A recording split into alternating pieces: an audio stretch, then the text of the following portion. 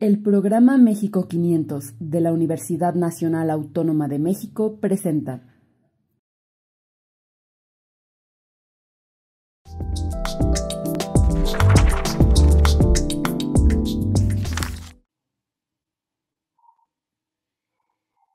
Hola, ¿qué tal? Muy buenas tardes a quienes nos ven y nos escuchan a través de esta transmisión en vivo vía Facebook Live, a nombre de la Dirección de Literatura y Fomento a la Lectura, a través de la Coordinación Ejecutiva de Fomento a la Lectura y la Cultura Escrita, la Cátedra Extraordinaria José Emilio Pacheco de Fomento a la Lectura y la Casa Universitaria del Libro Cazul. Les damos la más cordial bienvenida a esta mesa de diálogo, narrativas de la memoria, leer y escribir la historia. Para mí es un gusto presentar el día de hoy a nuestra directora de Fomento a la Lectura y de Literatura. Ella es Anel Pérez. Anel, ¿cómo estás? Muy buenas tardes. Encantada, muchísimas gracias, querida Karina. El micrófono es todo tuyo, Anel. Gracias, Karina. Pensé que ibas a presentar a las otras dos, pero no, no hay problema. ¿Cómo están todas y todos? Bienvenidos a la primera de dos mesas que hemos nombrado Narrativas de la Memoria, leer y escribir la historia. Esto se enmarca, desde luego, en este proyecto que ya hemos escuchado en reiteradas ocasiones, que se llama México 500, que es eh, esta puerta abierta que ha puesto la Coordinación de Difusión Cultural, pero a la que se ha sumado toda la universidad, para pensar esto que ha ocurrido en los últimos 500 años y que se puede llamar conquista y que se puede llamar encuentro o que puede resultar en una polémica como la que estamos ahora y que nos pone, y quizá los tiempos son absolutamente certeros y nunca antes había estado tan claro cómo es que el discurso histórico es un discurso presente.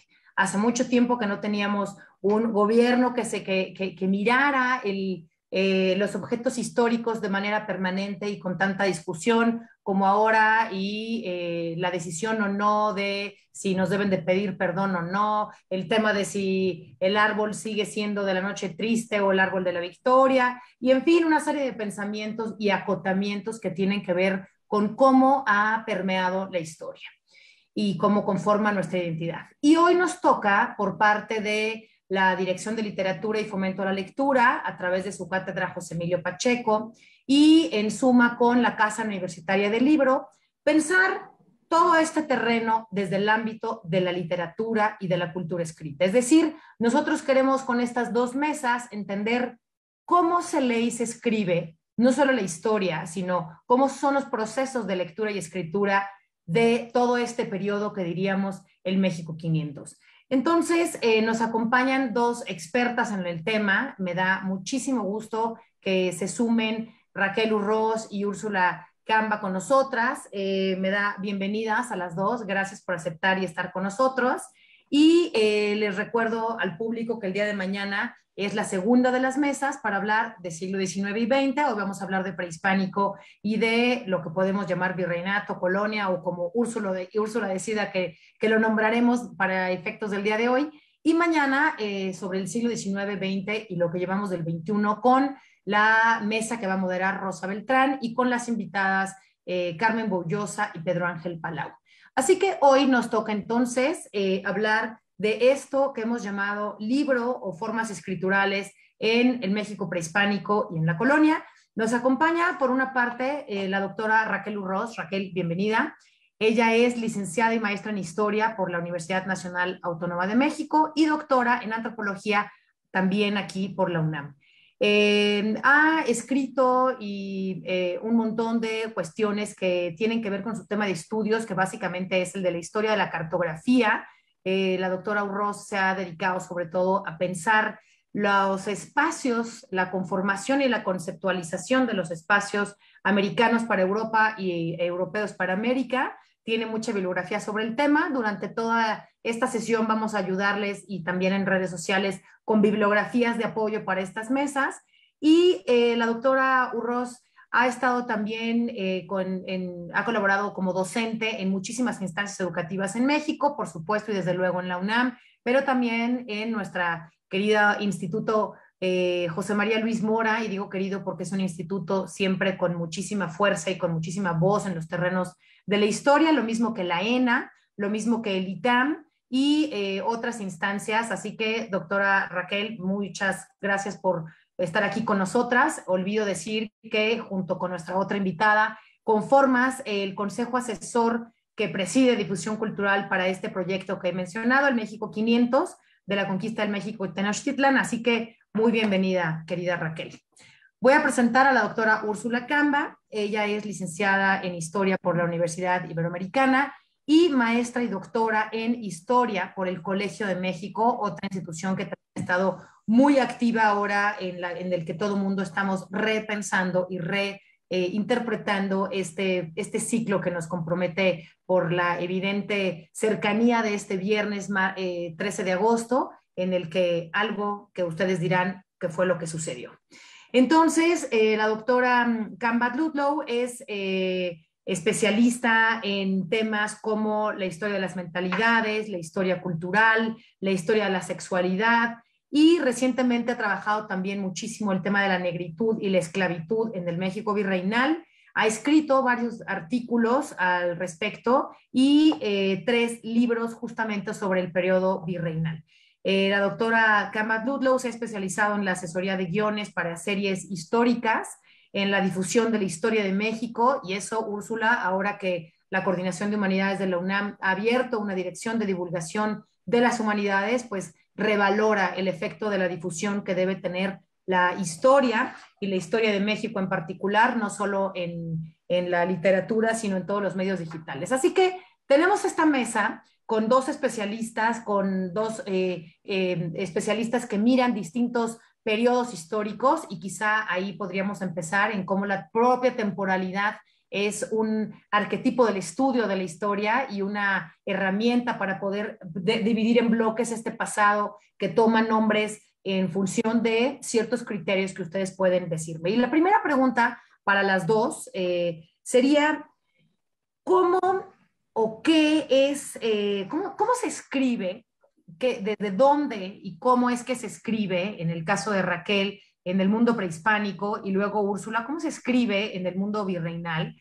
¿Para qué se escribe? ¿Cuáles son sus soportes? Esa sería la primera de las preguntas para acercarnos ya al terreno de leer y escribir en la historia. Entonces, Raquel, me parece que por cuestiones de temporalidad justamente podrías empezar tú. ¿Cómo, qué, para qué, quién es, cómo se escribe o cómo es este mundo de la cultura escrita en el México prehispánico? Gracias, Anel. Bueno, un gusto estar contigo, y gracias, Imelda, y a todo tu equipo por la invitación. Y bueno, pues vamos a hacer este clavado al mundo prehispánico, para algunos, para otros del México antiguo, no importa, pero para hablar de esto, ¿no? Que nos importa aquí, que es las formas de la escritura, de registrar el conocimiento y de fijarlo. En este mundo mesoamericano, una de las formas de lo que entendemos hoy por escribir es este sistema pictográfico. Y se llama pictográfico porque son imágenes visuales, o sea, esto es a través de la vista. No quiere decir que sea la única forma, también está la oralidad, por ejemplo. Pero en el sistema pictográfico, de allí viene este apelativo de llamarlos pinturas. Es la misma raíz de país, de paisaje, o sea, donde se atrapa una visión del mundo y se plasma visualmente en imágenes, ¿no? Ahora, luego ya después, casi hasta el siglo XIX, con Humboldt, los llamará códices. Pero la verdad es que antes todo el tiempo estamos hablando de pinturas. Bueno, y ahora pues se dice Amoxtli, ¿no? Por rescatar su apelativo náhuatl. Pero bueno, más allá de los términos, estas pinturas guardan, no solamente son dibujitos o imágenes visuales, ¿no? Sino que guardan signos que contienen ideas, o sea, son ideogramas, que contienen conceptos complejos, y la cosa está en lo que todavía se estudia, es en esta evolución de todo este repertorio de signos, de todas estas reglas y convenciones, en donde todos los pueblos mesoamericanos, algunas compartían, algunas no, porque hay diferencias regionales. En esta evolución de esta escritura, Nel, aquí viene la cosa, o sea, hay límites, porque ¿cómo se traduce en lo fonético? O sea, ¿se traduce en sonido, en lenguaje o no? Y entonces ahí parece que el sistema maya era como más avanzado en esta evolución. Entonces, todavía estamos en ese proceso de estudiar qué es este sistema y sus reglas y sus convenciones. Y hay diferentes escuelas mexicanas, rusas, europeas, holandesas que estudian estos códices y la forma de registrar y fijar el conocimiento.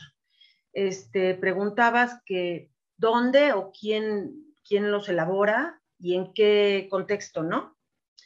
Bueno, yo creo que creo que así como básico, Anel, diferenciar que es una clase sacerdotal la que está, digamos, recogiendo, bueno, por supuesto que la comunidad legitima estos conocimientos, de ahí se recogen, pero cuando se vuelve ideología política, todos estos conocimientos, pues es una élite en el poder, es una clase dominante, y entre ellos los sacerdotes que en los templos guardan todo este conocimiento científico o sistematizado, y ahí están en los templos, y por una casta que además interpreta esta visión del mundo, esta cosmovisión, esta cosmología, y la ofrece a la sociedad como la verdad, como la forma en que funciona el cosmos, ¿no? Para que toda la sociedad ahí pues lo crea y se ordene con respecto a esa lectura que dan del mundo una clase social particular en el poder. Raquel, antes de darle la palabra a Úrsula, quiero completar un poco la idea. Entonces, digo porque cuando pensamos en cómo se lee y se escribe, evidentemente trataríamos de pensar y equiparar nuestros modos de leer y escribir hoy día, que por cierto, esta plena polémica de si leemos por placer, pues aquí en México prehispánico diría, o en el mundo mesoamericano diríamos que no se lee por placer. ¿Para qué se lee? ¿Para qué se lee y para qué se escribe? Es decir, tú estás hablando de que hay evidentemente un elitismo con la intención de serlo, porque tanto el libro como la lectura como la escritura y por tanto los lectores solamente podían ser, vamos a decir, autorizados por una élite de tlacuilos, que son una escuela particular de gente que está autorizada o que tiene la posibilidad de ser escritor, pero no hay una escritura de todos para todos, ni mucho menos una lectura de para todos. ¿Cómo funciona esta marginalidad de quién es lector y escritor? ¿Cómo funciona? Sí, lo dices muy bien. O sea, lectores, no, más bien lo que es muy fuerte es esta expresión de discursos de los tlatoanis, por ejemplo, ¿no? O sea, un sentido de estos templos, que son las pirámides escalonadas que todos conocemos, un sentido es que desde ahí se emita un gran discurso para los grupos sociales, ¿no? Por ejemplo, en las ceremonias anuales. Entonces allí eso cuenta, la oralidad y la fuerza que esté encarnando, por decirte, cualquier jefe de linaje o el tlatoani, ¿no? Eso por un lado. Entonces, lectura, pues no hay lectura, y menos por pasión y por gusto, como dices, eso nos falta todavía mucho en el tiempo, en el proceso histórico. Más bien, lo que sí guardan estas pictografías, estos sistemas de comunicación, es toda esta cosmovisión, pero cosmovisión no entendida nomás como, sí, los dioses y las fuerzas y la religión y los simbolismos, sino también lo concreto, Anel. O sea, la sociedad, la parte económica, la parte política. Por darte un ejemplo, hay códices que hablan de hechos históricos concretos, con fechas y glifos topónimos del lugar, en donde se narran peregrinaciones, viajes o tránsitos. Otros donde hay relaciones humanas, por supuesto, de poder, de límites, de linajes, de gobierno. O sea, guardan historias, guardan temporalidades, a veces son complicadísimas porque es otra forma de entender el tiempo y el espacio, porque se entreveran mundos míticos y mundos reales, o sea, geografía real y geografía fantástica. Entonces es bien complicado porque está plasmando y expresando una forma de entender el mundo que es concreta, pero también está asociada a otros mundos que influyen en el mundo concreto. Entonces eso es un revoltijo complicado, ¿no? Que todo el tiempo pues los especialistas tratan de decodificar. Claro. Bueno, vámonos con Úrsula y después volveremos, Raquel, contigo para entender cómo fue el corpus y cómo se preservaron o se destruyeron los códices y cómo es que en el siglo XX y XXI se vuelve a mirar a los códices ya con una lectura completamente distinta y con una intención completamente distinta a la de su propia temporalidad, ¿no? Úrsula, me gustaría entonces hacerte exactamente la misma pregunta como se la he hecho a Raquel.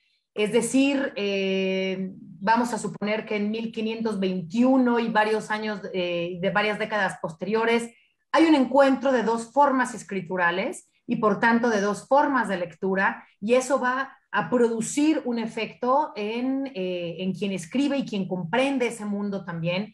Y me parece que, y por eso mencionábamos hace un ratito antes de entrar, que hay quizá las primeras escrituras en castellano desde tierras mesoamericanas formen parte de lo que luego, en el siglo XX, también formó un corpus para entender la historia verdadera, ¿no? Del siglo XVI o del siglo XVI. Pero quisiera, Úrsula, darte la palabra a partir de una cita que me gusta mucho de este libro, que son las cartas de relación en la mirada de Luis Fernando Granados, un libro que acaba de salir, editado por Grano de Sal, y que dice, tanto conocemos, él habla de las cartas de relación, pero podríamos referirnos también a varias crónicas, Úrsula, tanto conocemos estos documentos o estas literaturas, tanto creemos conocerlas, que en términos generales hemos olvidado lo que son, lo que dicen, pero también lo que callan y lo que buscaban en específicamente y lo que hoy puede hacerse con ellas para estudiar esa gran guerra mesoamericana que acabó con esta hegemonía de la alianza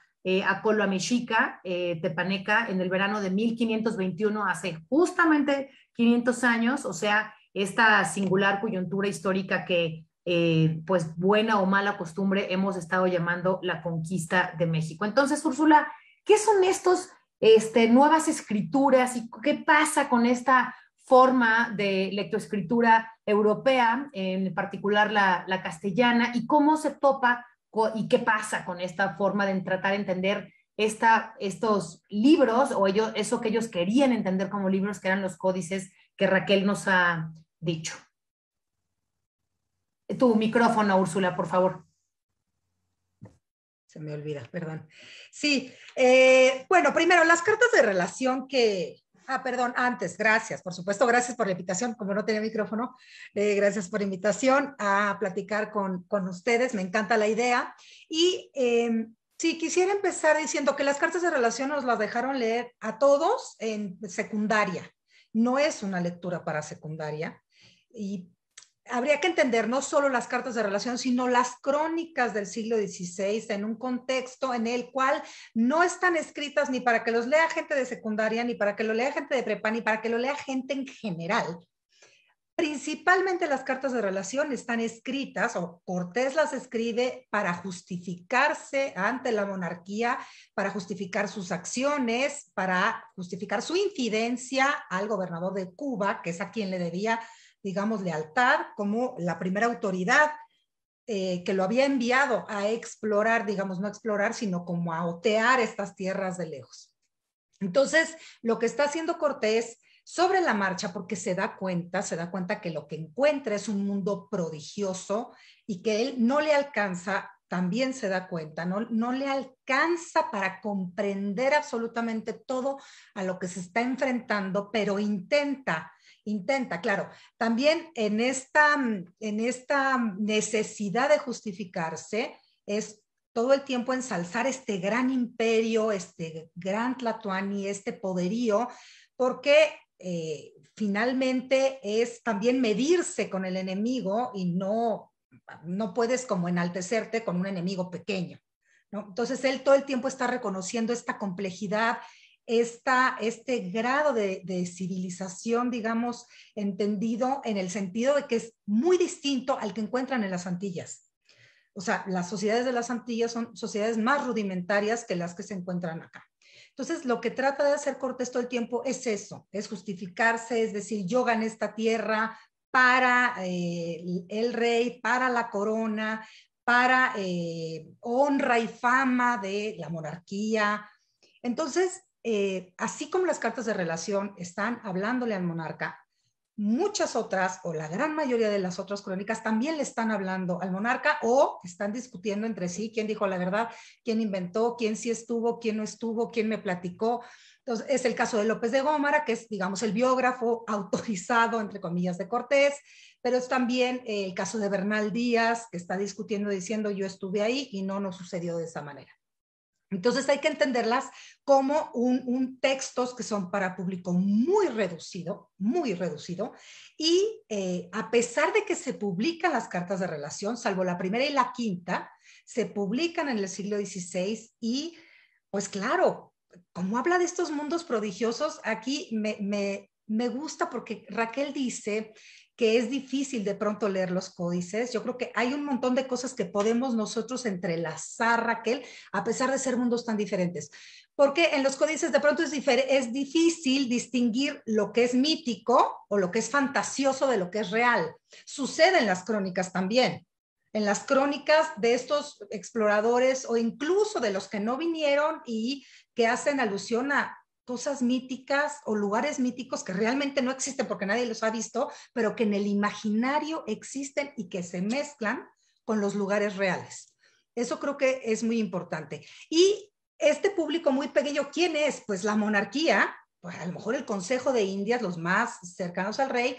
Cuando se empiezan a publicar estas cartas, tienen muchísimo pegue, la gente pues está como muy interesada en esto tan extraño que platican, porque claro, como les digo, este nivel de complejidad no se había visto, en las Antillas no se encuentra este nivel de complejidad social, económico, religioso, político, cultural que tienen el Imperio Mexica y todas las sociedades que conforman este territorio. ¿Qué sucede? Recordemos que además de Pánfilo de Narváez, solo lo recordamos por ser un señor que vino a darle en la torre a Hernán Cortés y que por su culpa fue la matanza del Templo Mayor y que era un pelirrojo con voz de bóveda, como dice Bernal, como para decir que era un hombre de voz muy ronca. ¿Qué sucede con Pánfilo de Narváez? Lo derrota Cortés, Pánfilo de Narváez se avienta 2 años preso en San Juan de Ulúa, logra regresar a España y quejarse amargamente de Cortés y decir que es un estúpido, que es un maldito y que hizo y tornó. Y entonces consigue que la corona prohíba la publicación de las cartas de relación en España. Bueno, en España, sabemos que España es una construcción, por supuesto, artificial, en la península, digamos. Entonces logra que se prohíben las cartas de relación y no se vuelven a publicar hasta mucho tiempo después en México, hasta el siglo XVIII.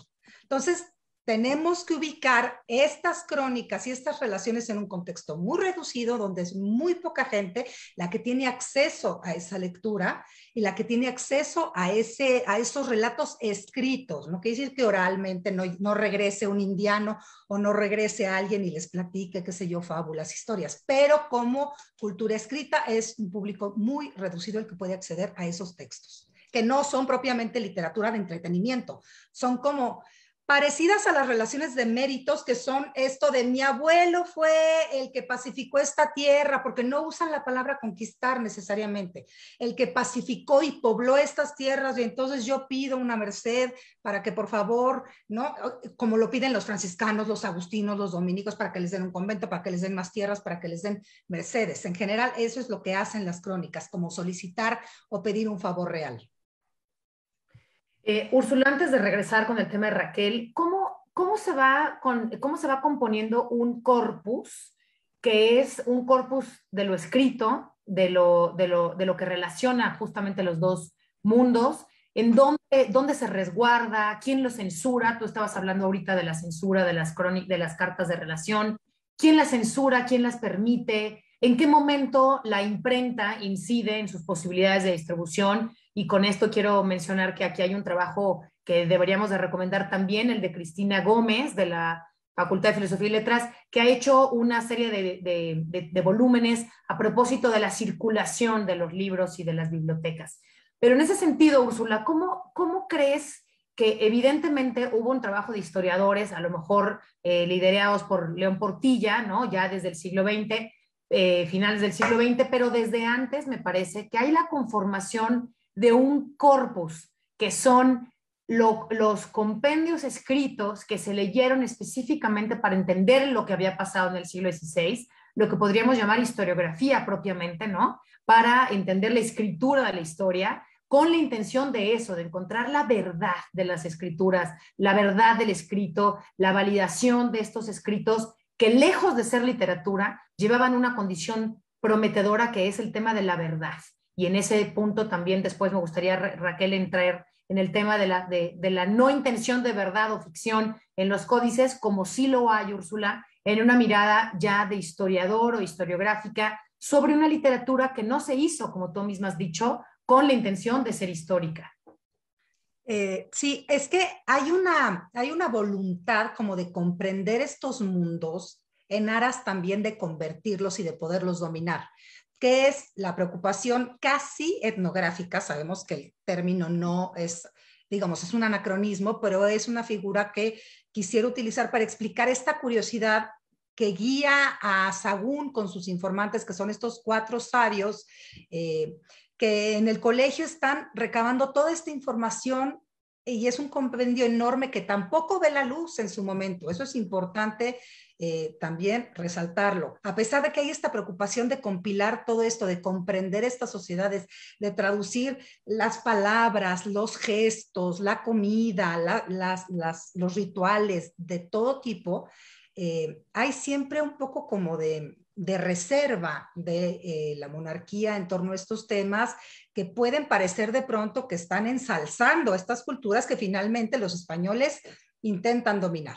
Entonces, están los primeros esfuerzos de los franciscanos principalmente por hacer estos colegios con la nobleza, con los pilis, digamos, con estos niños que van a ser los encargados ahora de transmitir este nuevo conocimiento, digamos, en sus casas, lo que trastoca también profundamente el orden imperante donde los viejos, los ancianos, eran las figuras de respeto, de veneración, de sabiduría a las que se acudía para pedir consejo.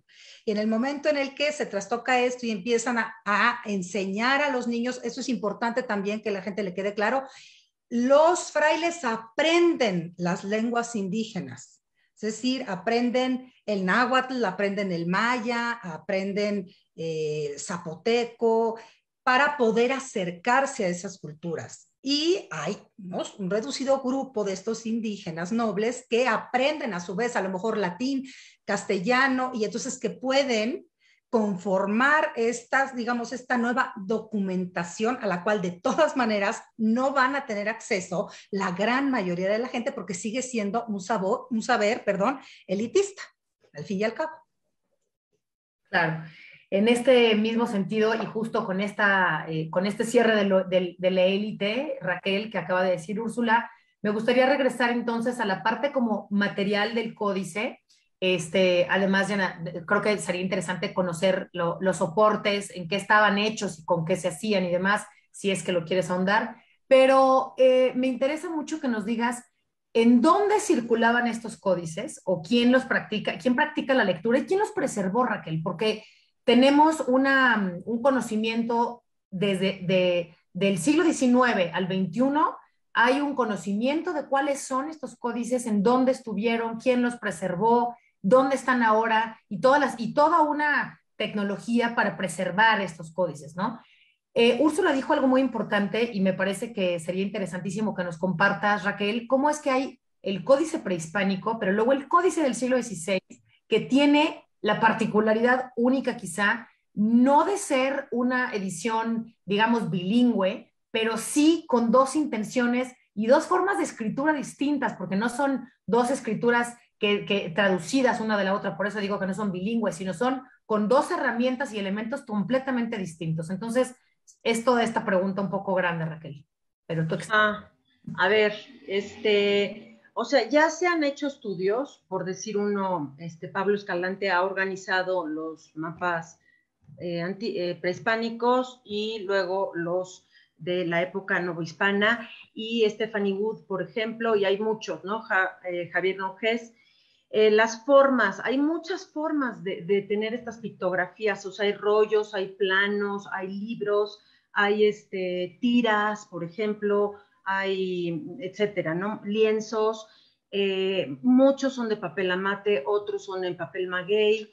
Entonces, todo eso sí hay estudios que se han intentado clasificar, pero el reto, como tú dices, es qué pasa cuando llegan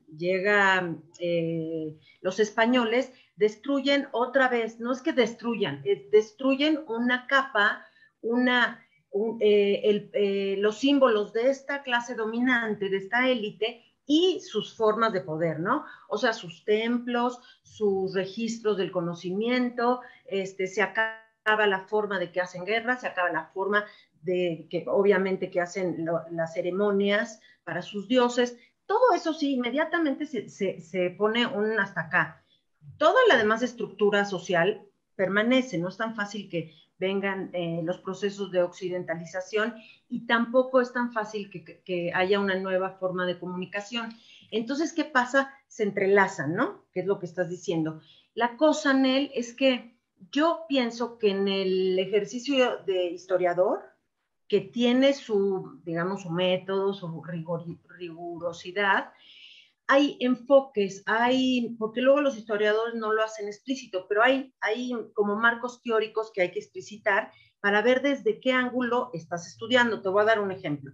Si lees a Serge Grusinski, y así de paso damos lecturas, y si lees a Serge Grusinski, él enfatiza lo que pervive, lo que sobrevive de esa forma de comunicación. Pero si lees a James Lockhart, él va a enfatizar al revés, o sea, un poco lo que cambia, lo que se adaptan, lo que se transforma en estos modos, ¿no? O por ejemplo, si lees a Pablo Escalante, te das cuenta que una cultura se afecta a la otra, una se puede yuxtaponer, pero luego se hacen amalgamas. Entonces, todo eso depende del enfoque, ¿no? Bueno, luego, ¿qué más estábamos? ¿Me recuerdas? Bueno, entonces eso, recuérdame. Porque la otra pregunta, o sea, porque este tema de los enfoques evidentemente tiene una intención de cómo lo leemos ahora, pero en el momento, Raquel, sí. encuentro cómo es que se produjo un códice distinto a los que había, un códice con la intervención de la escritura hispánica. Sí, o sea, lo que sí es cierto es que sobre todo son dos, en la primera fase, digamos, está el Colegio de Tlatelolco y San José de los Naturales, pero sobre todo es el Colegio de Tlatelolco, lo que mencionaba Úrsula, ¿no? Sagún. O sea, como que, y entonces dicen, pues ahí está la antropología, ¿no? No, claro, son anacronismos, pero el punto es esto. Yo creo que este mundo, Anel, es muy moral, tiene propósitos específicos, finalidades muy específicas, y entonces hay que probar, hay que hacer relaciones de méritos, o sea, tienen finalidades muy específicas. Entonces, por eso aquí no entra ni la ficción, ni la estética, ni el arte o la poesía, sino que entra una finalidad, un propósito específico. Y de paso, sí, conocemos al enemigo, que es el demonio, el Satanás, que está ahí permeando el conocimiento, pero de paso conocemos, pero tiene una finalidad, es para convertir y seguir el camino recto. Entonces, por eso no creo que es literatura y tampoco hay conciencia de una belleza o de una estética, ¿no? ¿Qué te iba a decir? Y en esto de la sí, que cuando entramos a este mundo novohispano en los códices, o sea, lo que va a decir la corona es, a mí háganme esto legible, para que yo pueda administrar estas tierras, que funcionen y háganmelo legible. Entonces, es muy impresionante, porque entonces los tlacuilos se adaptan, absorben las nuevas formas de comunicación, bueno, pero en su propio lenguaje pictográfico, y allí es donde, claro, los españoles ponen sus glosas en español para que se entienda mejor, pero entonces ahí es donde se dan estas combinaciones, ¿no? Pero lo que quiere la corona es, oye, explíquenme el paisaje de esas tierras para que yo las pueda administrar. Y entonces surgen nuevos códices que ya no son los antiguos, pero que también tienen elementos, obviamente, de esta cosmovisión que se cuela a fuerza. Y entonces surgen títulos y mercedes y distintas colecciones de códices que son una maravilla, porque uno dirá, pues no son los originales o no son los de primera mano del mundo antiguo. No, se están adaptando y siguen siendo testimonio y primera fuente de primera mano de ese momento de la transformación y de la adaptación con elementos combinados. De acuerdo, nada más para decir la palabra tlacuilo, que fue la que dijiste, Raquel. Tlacuilo lo definirías como estas formas colegiadas bueno, más bien como estas escuelas para formar escritores que sabían el uso de la tinta y la técnica para poder hacer la escritura, ¿no? Los pintores de rojo y negro, de los códices, sí, sí. Exacto.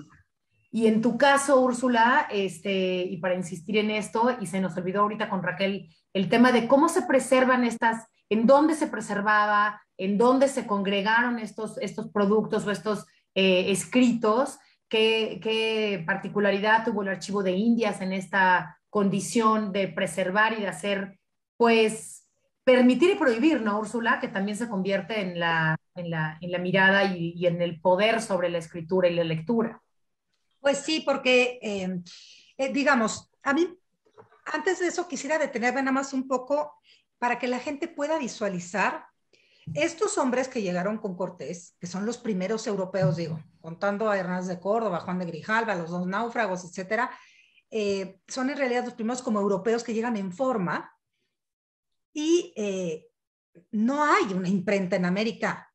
La primera imprenta de América es la de México, que es de muchos años después. Está ahí en el centro. Pues si la quieren visitar en algún momento.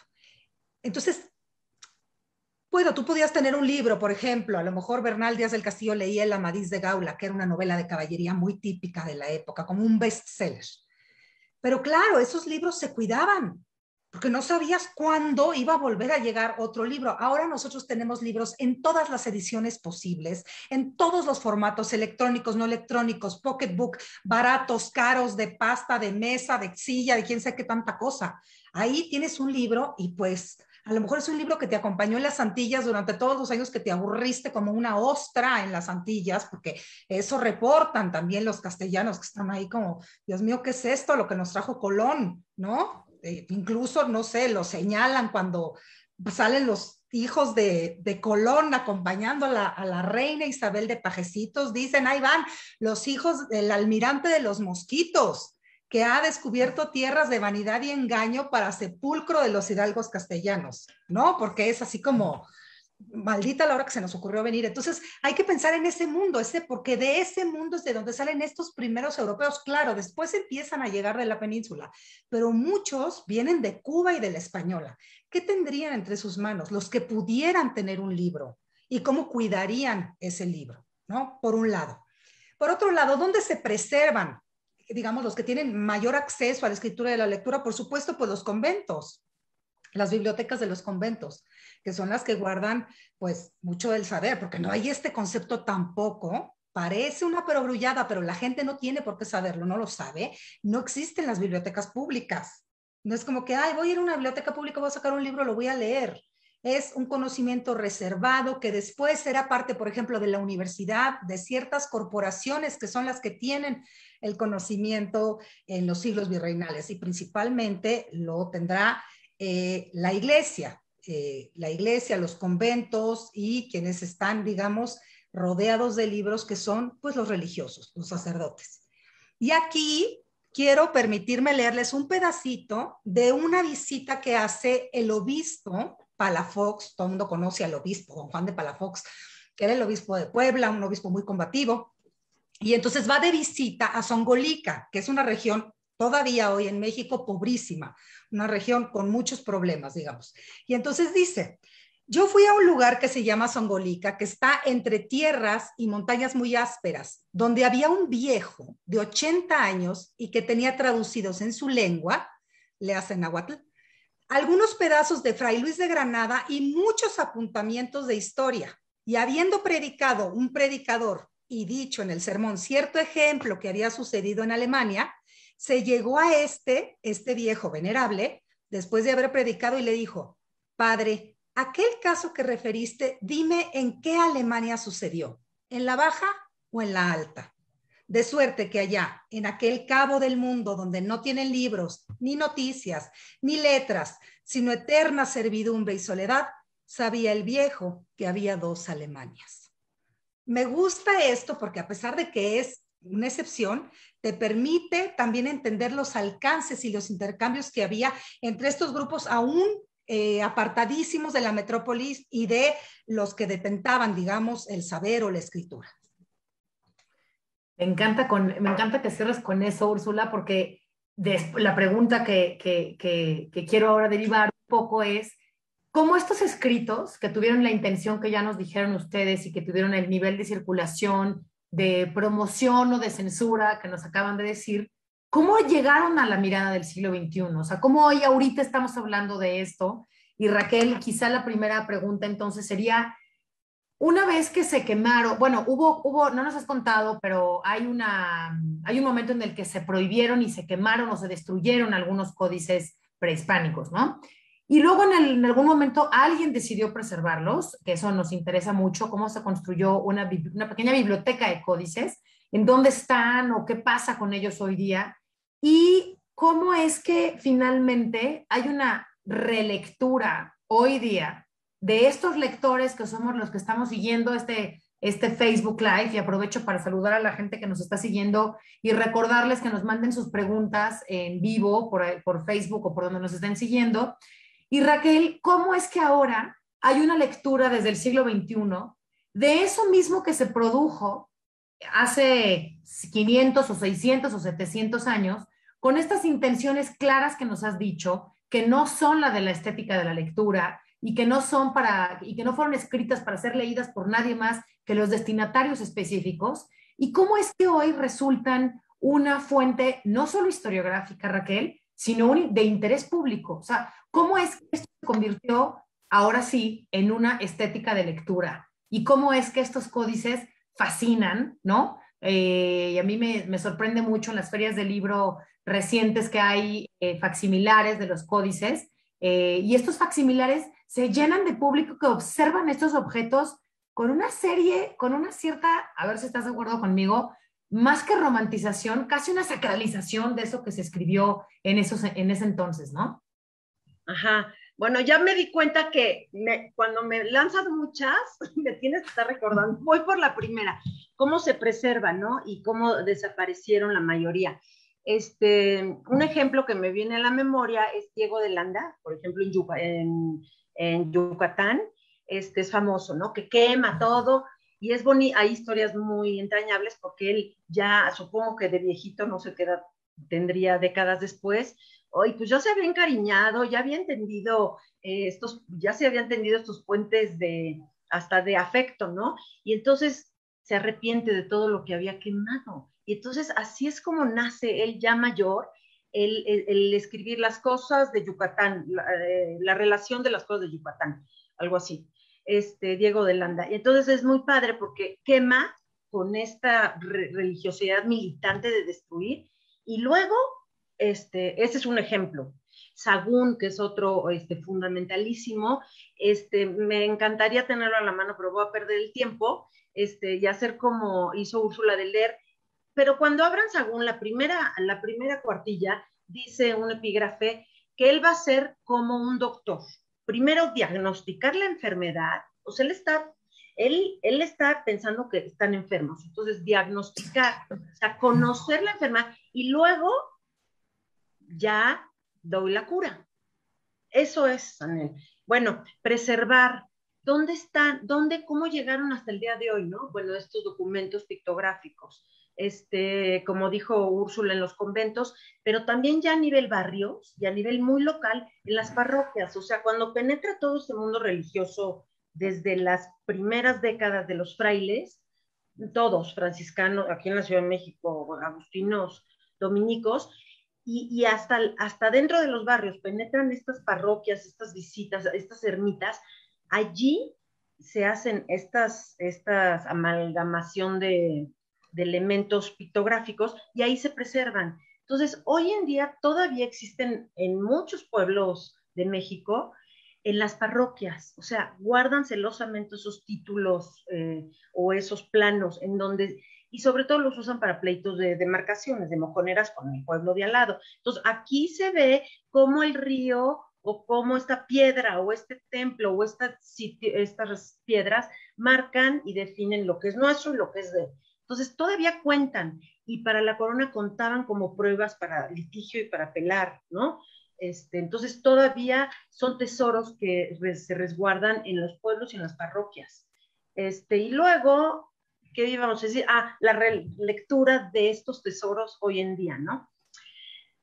Bueno, hay metodologías y hay escuelas, como te decía, para decodificar estos signos y todas sus convenciones o reglas. Y la verdad es que entre ellos ni se ponen de acuerdo. O sea, una, por ejemplo, es la escuela holandesa y aquí otra que fundó Joaquín Galarza, y entre ellos o sea, no es fácil todo eso, ¿no? Pero lo que yo te quería decir, que lo pensé, que creo que viene al caso y lo pensé cuando dijo Úrsula, que no es una lectura para secundaria ni para prepa, entonces, ¿para quién es hoy en día? Entonces yo pensaba, yo creo esto, ahí te va, que primero, ¿cómo nos acercamos al pasado con estos documentos escritos de distintas formas? Es, bueno, ganas, todos tenemos esta inquietud por el conocimiento del pasado, con una explicación y con una reflexión para poder entrar a ciertas condiciones históricas y a un proceso sin quitarnos partes del proceso, porque entonces ya no es un desarrollo, ya no es un proceso, y pensar en todas las contradicciones que hay en cada época y en cada temporalidad, porque haz de cuenta, si yo me pongo frente a una pintura, la verdad no la entiendo, tal vez por eso no me va a gustar, pues si nadie me la explica, no reflexiono y no tengo conocimiento del pintor, de en qué condiciones, para qué público, quién le pagó para hacerlo, cuál es su mensaje, entonces ya la voy a apreciar y entonces ya me voy a interesar, pero sí necesito una explicación. Entonces yo pienso que por eso creo, Úrsula, dices que no es así llegar directamente a un documento del pasado, ¿no? Entonces ahora pensé en él, esto ya no viene al caso, pero yo dije un día, voy a leer a Heidegger. Ay, no, yo no me atrevo directamente a leer Ser y Tiempo. ¿Qué hago? Me voy a ir y me acuerdo que leía a George Steiner que explica a Heidegger. Pues sí, entonces yo entiendo el contexto, la filosofía del momento, las corrientes, entonces ya puedo entrar, porque si no, eso, creo que por ahí se trata el asunto de la memoria histórica, y no nomás así llegar con discursos del momento, partidistas, que entonces pues no hay un método para entender y una crítica y un análisis, ¿no?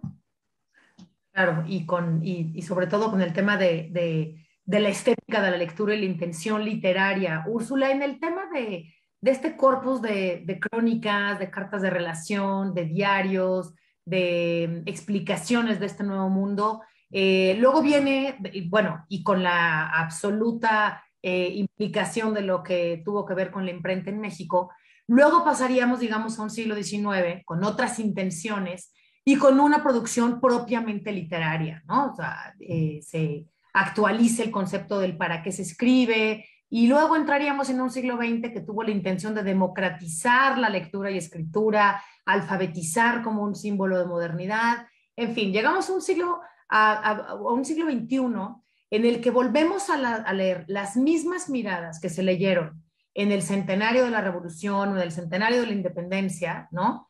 Pero con un enfoque distinto, que ya no es, yo creo, el de buscar un corpus de la historia verdadera, sino quizá también con un enfoque de encontrar lo que sí tiene de literario esta condición histórica, y de entender que estas fuentes no son solamente históricas, sino que también son producto de una inspiración y una intención literaria. ¿Así lo entenderías tú? ¿O solamente son documentos historiográficos? Es que a eso me refería yo cuando decía que no, Cortés no es para secundaria o prepa, porque Cortés es aburrido. A mí me parece aburrido. Si yo escogiera una lectura para secundaria o prepa, escogería siempre a Bernal Díaz del Castillo, que es efectivamente, a mi parecer, mucho más literario. Y entonces, como es muy vivencial, te cuenta, no sé, que cuando llegan, pues Moctezuma no manda comida para todos, manda comida para los capitanes, y los demás se tienen que buscar la manera de sobrevivir. Y entonces los que son marineros y saben pescar, entonces claro, pescan y te venden un pez, no sé, en 2 ducados, o una salvajada, una cosa que no pagarías en Cuba. Pero eso hace que puedas recrear ese mundo donde además no todos los españoles eran iguales, ¿no? Hasta en los microbuses hay rutas, como dice el dicho. Lo mismo aplica para los españoles. Entonces, me refería no a no dejarles crónicas, Raquel, sino esa en particular, que me parece muy farragosa, muy digna, no me gusta para un público joven. Yo escogería algo más ágil, como por ejemplo, si me dieran a escoger a un cronista del 17, escogería a Thomas Gage, que es un viajero inglés que no hace más que burlarse todo el tiempo, de que si andan en tacones, que si toman chocolate todo el día, que si mataron a un obispo porque lo envenenaron. Esas notas de color que cuando eres joven te pueden resultar mucho más interesantes que a lo mejor las intrigas políticas que no les encuentras tanto sentido, ¿no? Creo que sí, que claro que hay que acercarse y que claro que se puede rescatar una lectura. Yo puedo volver sobre Bernal Díaz una y otra vez, no para encontrar datos, sino porque me gusta mucho cómo lo cuenta. Me parece muy vívido cómo lo cuenta, justamente lo que dices tú, Anel. Y creo que hay muchas otras crónicas que también son muy entretenidas, pero no particularmente la de Cortés, aunque es muy interesante. No digo que no es interesante, y está llena de cosas extraordinarias y prodigiosas, pero no es una lectura nada fácil, nada fácil.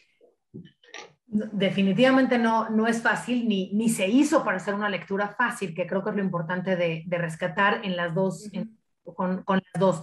La última pregunta, y con esto invito nuevamente al público de Facebook a que nos mande sus preguntas por escrito, y aprovecho, queridas, para darles felicitaciones y saludos de parte de Boy Valle, que escribe desde Tampa, en Florida, y Malice Alice, que también manda a ustedes saludos y las felicita por la charla. Yo tengo la última pregunta entonces, así como Raquel, tú leíste a Heidegger con una guía de Heidegger, o Úrsula que nos dice la dificultad que tienen estos, ¿cuáles serían, Raquel, tus recomendaciones para quien esté interesado en entender las formas de la escritura y de lectura del mundo prehispánico? ¿Quién sería tu guía no de Heidegger, sino de todos los códices, o cómo recomendarías aproximarse a las formas de escritura y lectura prehispánica? Y la misma pregunta te voy a hacer a ti, Úrsula. ¿Empiezas, Úrsula? No, estoy pensando primero. No, es que yo por eso sugerí esos 3 libros, porque me parecía que era una cosa más amplia, no nada más la lectura y la escritura, sino cómo eso, en un contexto más amplio, adquiere sentido porque vincula a diferentes grupos, que tiene que ver también con la pintura, con la oralidad, con los gestos, porque volvemos a lo mismo, la lectura y la escritura pues siguen siendo para una cosa muy pequeña, ¿no? Una élite muy pequeña. Y en esos libros que me pidieron sugerir, que están, no sé, en algún flyer por ahí deben de estar, justo son fáciles de leer y por eso me gustan, y porque sobre todo, y creo que Raquel va a estar de acuerdo conmigo, porque lo que nosotros buscamos es mostrar la complejidad de los vínculos, de las negociaciones, de los intercambios y de las pervivencias que hubo entre estos dos grandes bloques, digamos, humanos. Más allá de la aniquilación y la negación del otro, cómo pudieron sobrevivir muchas formas de vinculación y de entendimiento a pesar de todos los pesares, que sabemos que son muchos y muy grandes. No sé, Raquel, ¿tú qué dices? Pues eso, bueno, bibliografía creo que así como básica para pensar en estas formas de escritura que van a entrar a un nuevo mundo, a un nuevo régimen, a un nuevo orden, pues eso, ¿no? Pensé en Grusinski o James Lockhart, básicos. Hay muchos más. ¿Qué título específicamente de Grusinski? Se llama La colonización del imaginario, aunque tiene muchísimos, pero allí... La guerra de las imágenes, ¿no? También tienen capítulos específicos de la escritura, y James Lockhart también tiene su capítulo específico de estos procesos escriturales, y se llama Los nahuas después de la conquista, ¿no? Y yo pienso eso, que también estimular la idea de que todo el tiempo nos estamos transformando y no, digamos, pedirle facturas al pasado. Eso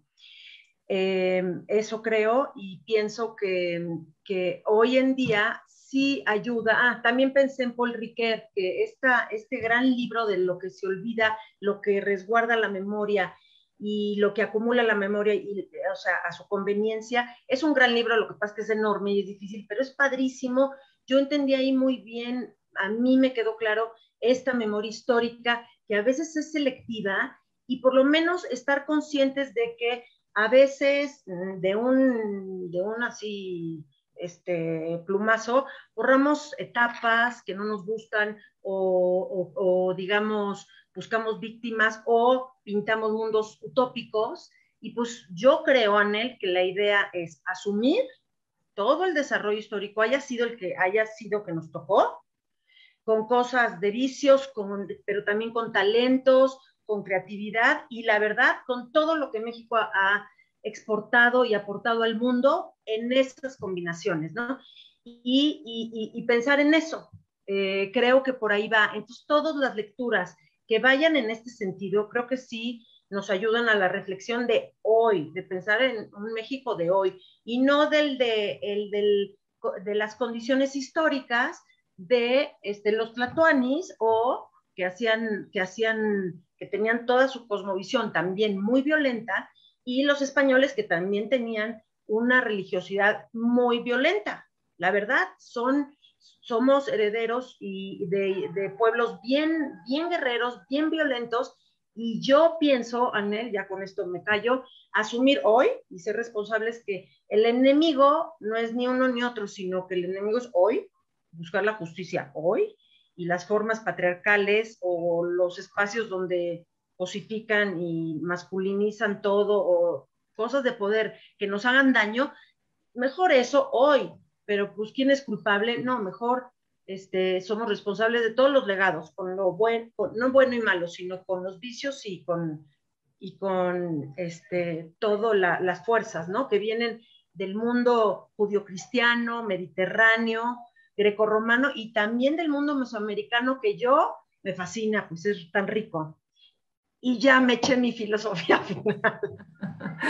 No, muy bien, Raquel, me encanta porque es además una reflexión sobre la propia historia de la escritura y de la lectura y de los para qué y quiénes, ¿no? Siempre pensamos desde hoy que todo el mundo estamos invitados a leer y se nos olvida que justamente de lo que se trata era de lo contrario, de limitar quién podía escribir, quién podía leer y quién tenía acceso, ¿no? Entonces, esta idea de que todo el mundo hemos tenido acceso a la escritura y a la lectura es justamente lo que deconstruyen ustedes dos. Úrsula, por supuesto, te quiero dar la palabra para que cierres, pero si me lo permites, voy a ir introduciendo también algunas preguntas sin dejarte el espacio para que contestes esta conclusión que ha hecho Raquel. Por una parte, Linder Ravenwolf nos pregunta qué lectura es la apropiada para despertar esta conciencia histórica en los niños. Yo ahí tendría una recomendación, pero no quiero hacerla antes de que ustedes la hagan. Pepe Funes felicita a las expositoras, simplemente les parece que es extraordinaria y que se habla mucho de nuestra tercera raíz, indígena, española y africana. Úrsula, es un tema que tú has trabajado. Y si consideras que falta una cuarta muy importante, que es la asiática, particularmente la filipina, ya que esta dependía del Cabildo de México. Voy a hacer las preguntas, Raquel, conste, por si quieres irlas tomando nota. Sí. También Guillermo Ibarra recomienda La Guerra de las Imágenes y los nahuas después de la conquista, que son los dos títulos que habíamos dicho de Grushinsky, de Serge Grushinsky. Saúl Hernández las felicita por esta gran plática y que lo está disfrutando mucho.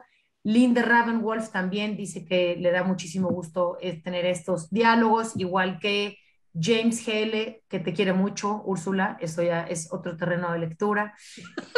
Méndez agradece y dice que cada día se aprende más de alguna de las grandes culturas y pueblos de nuestro místico y maravilloso México y saluda y nos envía parabienes. Y ahorita leo un poquito más, Eloísa Guerrero, que saluda también desde California y le encanta esta plática. En fin, entonces, si quieres, Úrsula, responder la que te hacen sobre las cuatro, o sea, sí, lo prehispánico, lo europeo, lo africano y lo asiático. Antes de esa, si quieres como terminar de concluir esta línea. Sí, que Sí, me parece muy importante este rescate, a pesar de que numéricamente los chinos, como se les llamaba, porque se les llamaba genéricamente a los asiáticos, ya fueran mongoles, japoneses, indios, filipinos, se les llamaba chinos. A pesar de que numéricamente fueron mucho menor que el ingreso de negros y ya fueran libres o esclavos, porque no todos eran esclavos, la influencia que dejaron artísticamente, también culinariamente o gastronómicamente y en objetos, me parece muy importante. ¿Qué es lo que me parece más importante de todo? Y con esto quiero hacer justamente el cierre, es la necesidad de integrar, porque estamos muy escindidos y nos educaron históricamente en esa escisión entre los villanos y los mártires de la historia, ¿no? Los malvados y las víctimas de la historia. Y lo que necesitamos entender es que más allá del mestizaje que promovió, el discurso del mestizaje que promueve el siglo XX, realmente México es un país mestizo, nos guste o no, que está mezclado en un montón de sentidos, no nada más racial o étnicamente, sino cultural, digamos, gastronómicamente, religiosamente, todo un ámbito en el cual es imposible entender, y eso es muy importante insistir, es imposible entender un mundo fragmentado, porque entonces no nos vamos a poder explicar nunca qué fuimos o por qué sucedió de cierta manera. Lo que necesitamos es integrar para poder comprender este rompecabezas prodigioso que es México, porque es un rompecabezas, pero necesitamos todas las piezas, no las que no nos gustan, sí, las que sí nos gustan, las quitamos, etcétera. Eso como una conclusión general. Muy bien, Raquel, te doy la palabra también para las preguntas que te corresponden, pero me permito hacer dos intervenciones brevísimas. Una, la doctora Itzel Rodríguez Mortellaro les felicita y dice que está muy bien esta plática, y creo que eso da pie, porque ella misma, la doctora Itzel Rodríguez, lo ha estudiado mucho. El discurso prehispánico evidentemente tuvo un lugar específico en los nacionalismos y en las construcciones de distintos pasados históricos, particularmente en el muralismo, ¿no? En el muralismo, y ahí yo les pediría que se refieran a la plática que la propia Itzel Rodríguez tuvo en este coloquio sobre México 500 que organizó recientemente el Instituto de Investigaciones Estéticas.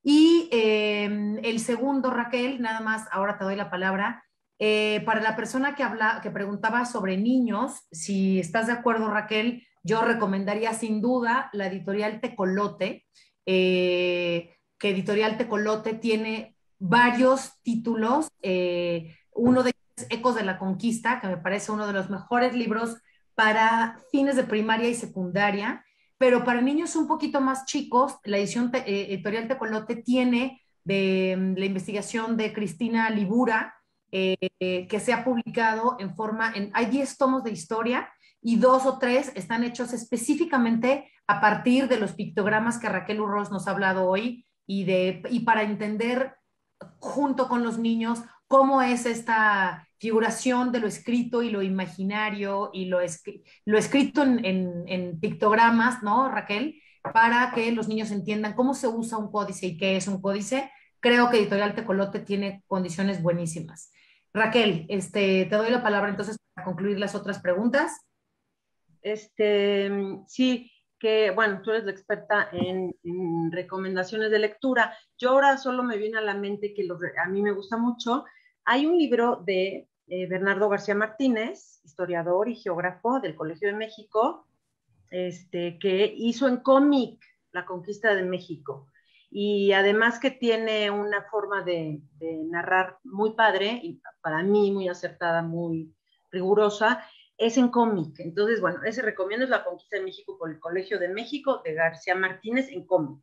Y, bueno, un abrazo a Itzel, y yo sí la escuché cuando dio su ponencia, y me hace pensar, bueno, dos cosas, reflexioné con lo que anota del muralismo, que la lectura, Anel, y la escritura y la lectura no solamente se fija en un papel, ya sea con glosa o con imágenes, sino que la verdad es que y tú lo sabes porque tú conoces las montañas, Ahí también hay una lectura en el paisaje.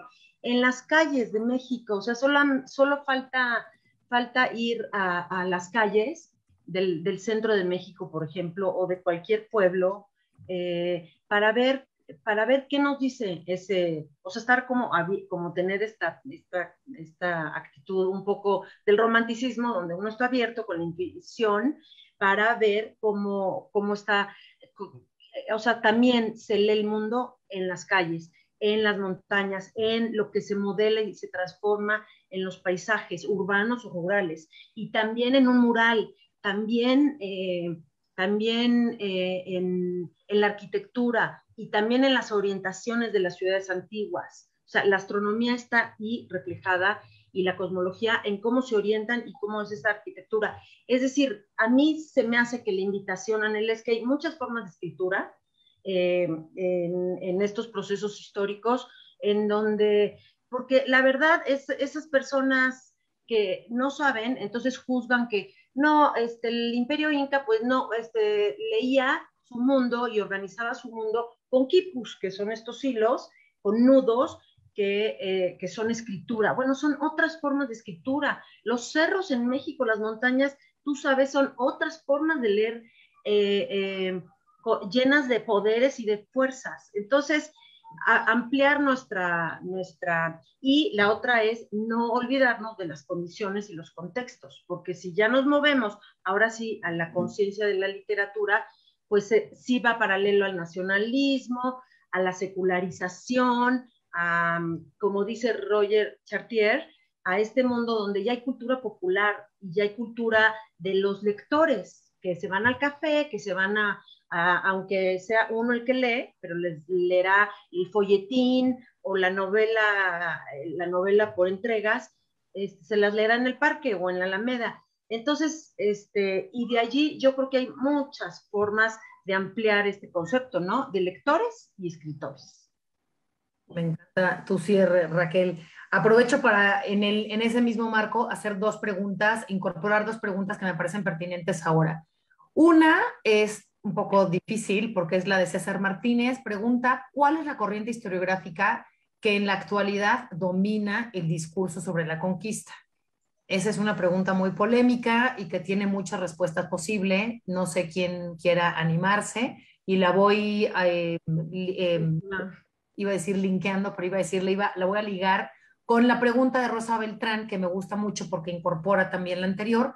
¿Por qué nos fascina leer la historia? ¿O por qué nos fascina la historia, leída o no, a los mexicanos en particular? Y les felicita Rosa, a Úrsula, a Raquel y a todo el equipo de la cátedra José Emilio Pacheco. Y finalmente, Mayra Anjos también pregunta o opina que ha tenido cambios en la historiografía sobre la historia de la escritura en la Mesoamérica y saluda desde Brasil. Úrsula, ¿quieres empezar ahora tú? ¿Cuál es la gráfica en la actual que domina ahora sobre la conquista? Yo creo que el discurso que intenta imponerse actualmente tiene que ver con los estudios decoloniales, con una imposición como de pedir perdón al pasado. Y que bueno, que resulta muy peligroso porque es un discurso único, rígido, totalitarista, que no permite la disensión ni la discusión. Y creo que eso es lo que está prevaleciendo, no nada más aquí, en Europa, en muchos lugares es como, ay, eres güera, no puedes hablar de esclavos, no, bueno, para hablar de esclavos tienes que ser esclavo entonces, ¿no? A ese grado, o sea, no eres perro, entonces no puedes hablar de perros, ya es como el absurdo, pero creo que necesitamos abrirnos al diálogo, a comprender otras formas de explicar el pasado para no caer peligrosamente en esta ideología que en aras de pedir perdón al pasado se la pasa cancelando al presente y a cualquiera que, digamos, disienta de estos marcos teóricos muy rígidos que se basan en el mea culpa, pero que tienen un poco análisis de fuentes, están muy metidos en la ideología y poco en el análisis de los contextos, como dice Raquel. Tú, Raquel, ¿qué agregarías a estas preguntas sobre la historiografía dominante? o sobre la mirada del discurso político sobre la historiografía propia, ¿no? Pues eso, que hay una memoria que todos tenemos el derecho de apropiarnos de ella y de conocer nuestro pasado y apropiarnos de él, pero digamos, bien armado, ¿no? Un poco como dice Úrsula, todas las piezas, no dejar ninguna fuera. Entonces, nomás estar como bien conscientes de que ahora los discursos muy espectaculares de todo, de académicos y también o sea, de todo, de políticos, de lo que sea, que pueden ser muy espectaculares, que se aproveche el momento, por destruir otros mitos, construyen nuevos mitos. Y entonces ahí es la cosa, que, a ver, no podemos atacar ahora el siglo XIX y el Estado. Hay que entenderlo que en ese contexto, pues había que defender la patria. Y entonces, pues así será la escritura, defensa de la patria. O la secularización, ya no queremos oír los sermones y creernos lo que dice el padrecito. Vamos a leer las novelas románticas que llegan de Francia. Entonces, todo ponerlo en su contexto, porque si lo sacamos y criticamos el Estado-Nación del siglo XIX, pues también es nuestra historia, o la época virreinal. Entonces, eso seguimos jugando, Anel, o sea, yo creo que seguimos deslindando, como dijiste, Úrsula, fraccionando, cuando la historia, yo creo que la base es un desarrollo, es un proceso, una evolución, y ayuda a pensar. A mí me gustan los estudios comparativos, porque dices, bueno, aquí hubo una evolución que nos explica hoy cómo somos, pero también en Europa y también en África y en todas partes hay una evolución sin cercenar. Eso creo que es lo delicado, y volvemos a caer como que nos cuesta trabajo asumir algo del presente, y entonces ahí vamos a culpar. Yo creo que a nivel individual es como a tu papá o a tu mamá. Pues sí tuvieron culpas, pues sí, pero ¿qué crees? Ya tenemos quién sabe qué edad, y que tenemos que pensar en que seguimos transformándonos y ver las injusticias de hoy y qué México queremos hoy. Y entonces ahí se clavan mucho con echar culpas y ir al abogado, hacerla de abogado de alguna víctima. Imagínate, ¿quién fue la víctima? ¿Quién sabe, no? Claro. No sé. Bueno, ese es un tema que me da para un comentario que quiero hacer, pero antes el público, porque el público primero. Ri Huerta les felicita, dice que es una charla amena y enriquecedora. James GL pregunta y dice que el 14 de agosto va a realizarse una pequeña representación del Paseo del Pendón. ¿Y por qué a los mexicanos no nos gusta esta tradición? Y la voy a aprovechar para hablar de otra pregunta. Bueno, Alfredo Monsi Vázquez nos dice que excelentes aportaciones y la saluda. Y Carlos Gilbert hace una pregunta. ¿Cómo poder superar esa visión parcial que pretende desconocer qué somos México y mexicanos, o qué nos hace México y mexicanos? Y una vez superada la colonia, en la confluencia no solo de dos grupos étnicos con diferente cultura, pero sobre todo con dos cosmovisiones, como destaca Raquel, sobre todo si entendemos, como señalan diversos autores, que la revolución intenta legitimar su presencia en el gobierno enaltecido, el tema de la raíz originaria, y que el oficio mexicano, del que habla Bartra, se ha preocupado por reivindicar a través de la política cultural. ¿Quién? Entonces, ¿ya? ¿Esas son las preguntas? Bueno, primero, la del Paseo del Pendón me parece que es el 15, que es el domingo 15 a las 8:30 de la mañana. Me parece un poco una provocación que aparezca en este momento en que todo el mundo está rasgándose las vestiduras porque su abuelito Cacamatzin cayó en el sitio de Tenochtitlán. Pero yo también vi pasar el banner y me llamó la atención, porque el Paseo del Pendón fue durante 300 años la fiesta cívica más importante del virreinato. O sea, la más importante religiosa era la fiesta de Corpus, el Santísimo Sacramento, el triunfo de la transubstanciación, y la fiesta cívica más importante era el Paseo del Pendón, porque el día de San Hipólito cayó la ciudad. Entonces, habrá que ver si es una cosa en forma bien armada, con gente que se dedica a la recreación histórica, que los hay muy buenos, y porque sería interesante verlo cómo pasaba el pendón, y entonces se formaban los franciscanos, luego los dominicos, luego los agustinos, luego, no, en orden, qué sé yo. para entender justo esa fiesta cívica en su contexto. Yo vaticino, no lo sé, que va a tener poca afluencia y que tendrá escaso impacto. Y en torno a lo de, era una pregunta larguísima, pero en lo que detecté por ahí de la pregunta larguísima, es que lo que se entiende en México es que Nueva España es un paréntesis. Así lo han enseñado. Nos han enseñado que los españoles vencieron, no a los mexicas, vencieron a México, como si México ya existiera. Y entonces viene un paréntesis de 300 años en los que no pasó nada, nada. O sea, a lo mejor Sor Juana Inés de la Cruz, creo me suena como de esa época. Y después de esos 300 años llegó Miguel Hidalgo y nos independizó de las cadenas de ese paréntesis yugo, cosa extraña, hoyo. Entonces, claro, si seguimos seleccionando pedazos de historia y no explicamos un desarrollo, como dice Raquel, difícilmente vamos a entender también el 19 y el 20. Son siglos que no se entienden si no se entiende tampoco el virreinato. Entonces, pues sí, se trata de hacer una cosa más completa, creo yo. Y que integre todos los años, todas las décadas, todos los siglos y todos los componentes históricos, claro, ¿no? Ahí me voy a permitir citar nuevamente para hablar de Luis Fernando Granados, que dice: 500 años después de los hechos, volver al origen de nuestro conocimiento, habla de la carta de Hernán Cortés, en ese momento resulta fundamental para entenderlo de un modo más preciso y mejor fundamentado, como una justificación personal, una forma de explicar a otro pasado algunas decisiones de los conquistadores.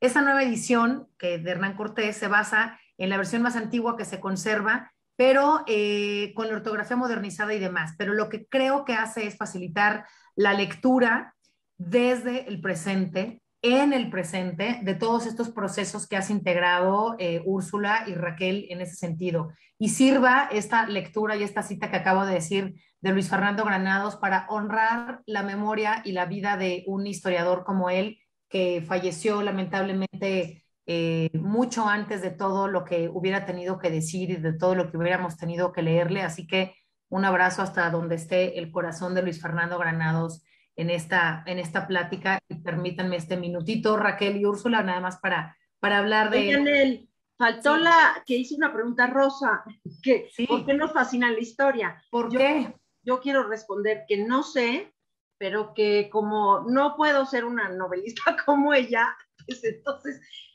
no, es de serio, que sí admiro a los que tienen esa capacidad de abstracción y de fantasía para escribir literatura, y que tiene otras reglas la historia. No digo que una sea mejor que otra ni nada de eso, simplemente yo hablo en mi historia personal.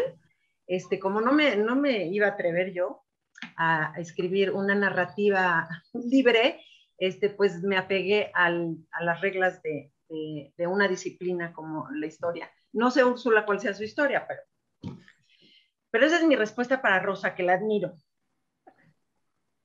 Sí, yo también. Úrsula, ¿por qué nos sigue fascinando la historia? Rosa lo hace preguntando específicamente a los mexicanos. Yo creo que no es una fascinación solo mexicana, sino que hay ahí una liga con el pasado, con los pasados de toda identidad nacional o local. Pues porque es trepidante, porque siempre hay cosas que uno puede volver, como en las historias personales. Es como cuando vas a terapia y vuelves atrás y vuelves a revisar ese suceso, a esa persona, a ese encuentro, ese transitar por el mundo, y siempre encuentras algo nuevo, algo que resignifica, algo que te sorprende, que te asombra. Y porque a pesar de que conoces el final, quieres volver a saber por qué pasó como pasó y qué fue lo que cambió, y en diferentes etapas de la vida te vas a encontrar diferentes cosas, y por eso nos apasiona tanto, porque nos vemos en ese espejo. Y mi pregunta final para ustedes, ya como cierre de la mesa, es ¿por qué leemos la historia? O sea, ¿por qué desde la literatura? Y les recuerdo que estamos en un evento que organiza la Dirección de Literatura y Fomento a la Lectura, ¿no? De la Cátedra José Emilio Pacheco, que especifica en su título que se dedica al fomento a la lectura. ¿Por qué nos conviene leer historia? ¿Por qué recomendaríamos formar lectores también de historia y no solo de literatura? Bueno, me parece elemental porque nos explica La historia más que, y eso es importante, qué bueno que lo preguntas, Anel, más que juzgar al pasado, porque qué fácil, desde la comodidad de mi teléfono inteligente en el sillón de mi casa, voy a decir que son unos mentecatos estúpidos, buenos para nada, ¿no? Más que juzgar el pasado, poder entender y explicar por qué sucedió de esa manera, porque en la medida, perdón, en la que te acerques al pasado y lo entiendas, serás más susceptible de tomar decisiones más informadas, más maduras, con un acercamiento mucho más sólido a la realidad, que si no tienes ni idea de dónde viene México, por qué es como es, o por qué ciertas prácticas perviven, por qué otras se murieron y por qué hay tradiciones que siguen existiendo a pesar de los pesares y de los siglos, creo yo. Me encanta, Úrsula, tu final. ¿Y tú, Raquel? ¿Por qué leer la historia? Porque yo creo que sí, porque hay que reconocer que todos somos seres de curiosidad. Y qué mejor que ir a tu propia historia, echarte ese clavado, ¿no? Y verlos como procesos que llegan a un presente. Al final para eso es una práctica de tolerancia y de reivindicar a todas las partes, o sea, darle la dignidad que se merecen todas las partes. En esta historia que es muy así como de personajes, pero también aprender de estos grandes procesos que llegó el capitalismo y la occidentalización, pues sí, que hubo una primera globalización, pues sí. Entonces, como a diferentes escalas, a diferentes dimensiones, poder aprender a navegar en otros mundos que te traen de regreso al presente, ¿no? Y eso sí, sí es fascinante. Claro. A mí me parece que uno de los, digo, para también participar en la misma pregunta que, aunque lo haya hecho yo, no me importa, creo Claro. que es interesantísimo y apasionante hacer notar que los lectores no siempre existieron, que la lectura no siempre existió, que no siempre ha habido un interés de fomentar la lectura, ni mucho menos, sino de limitarla, de censurarla, de acotarla, ¿no? De que la escritura no siempre fue acceso para todos y quizá eso, Raquel y Úrsula, nos sirve un poco para revalorar y reconocer que hoy día la lectura y la escritura están en un ámbito de los más democráticos que ha habido en la historia de la lectura y la escritura, en uno de los ámbitos más privilegiados. Me refiero a las comunidades lectoras que tienen prácticamente todo al acceso, ¿no? Tanto, tanto para leer como para escribir, y que eso formula una práctica de la lectura y la escritura particular, de un siglo particular, en donde además hay el fomento a la lectura, y que eso nos reivindica para pensar que la propia historia tiene una historia, que la propia lectura tiene una historia, que el libro tiene una historia, que los procesos de escritura y de lectura son parte de las construcciones culturales, ¿no? El códice, las crónicas, todo de lo que ustedes han hablado implica una historia de todos los efectos que implica y de los elementos que implica la complejísima escultura escrita, ¿no? Todo sí. Todo sí. Entonces, Úrsula y Raquel, si quieren cerrar con una sola recomendación final, porque ya nos vamos, nos quedan 4 minutos para poder decir su recomendación final como cierre de la charla. Raquel y Úrsula. ¿Recomendación final de lectura o recomendación final en general en la vida? Pues si quieres en general de la vida o de lectura. Yo les diría que lean mucho, que se acerquen a los libros, que si un libro es aburrido, no abandonen el tema, abandonen el libro y vayan por otro libro, porque siempre hay un libro que te va a decir cosas a ti particularmente, y ese libro está ahí, pues, es cosa que lo encuentres, pero que lean, que no se queden con lo que leen en Twitter o con lo que leen en Instagram o con lo que leen por ahí en cualquier lado, sino que puedan ir como a cosas sólidas, que les expliquen lo que una vez fuimos. Buenísimo, me parece una recomendación fundamental desde la cátedra José Emilio Pacheco, Úrsula. ¿Y Raquel? Yo diría a los que nos escuchan que aguas, porque hay diferentes dimensiones de la lectura, ¿no? Niveles. Entonces, si nos quedamos con el del mensaje en las redes sociales, es un nivel de solamente de codificar las letras, pero hay niveles de profundidad que si hacemos, porque se requiere un esfuerzo, si podemos adentrarnos en esa profundidad, cualquier lectura tiene esas otras dimensiones. Y como estaba escuchando hace poco una entrevista a Fernando Sabater que decía, todo lo que enuncie y describe el mundo en él. Y no que solamente te incite a la acción para odiar o tener resentimiento, sino lo que te describa y te enuncia al mundo. A esas lecturas que proponen toda una explicación del mundo, a esas hay que entrarles, de filosofía, de lo que sea, todo es bienvenido, ¿no?